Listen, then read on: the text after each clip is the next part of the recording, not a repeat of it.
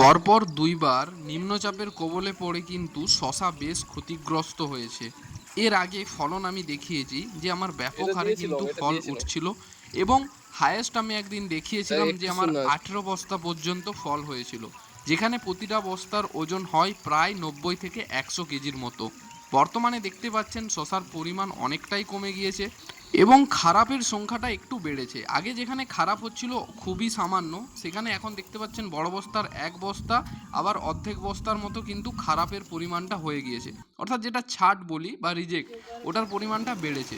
সর্বশেষে গিয়ে কিন্তু দেখুন এখনও আমার প্রায় 10 থেকে 12 বস্তা পর্যন্ত এখনও ফল উঠছে, অর্থাৎ এখনও গড়ে কিন্তু 10 কুইন্টাল ফল উঠছে আমার 150 শতক জমি থেকে। গাছের বয়স আমার 75 দিনের বেশি হয়ে গিয়েছে এবং মোট হারভেস্টের সংখ্যাও 35 দিন পার করে ফেলেছি। এরপরও এত পরিমাণে ফল ধরবে ভাবতে পারিনি।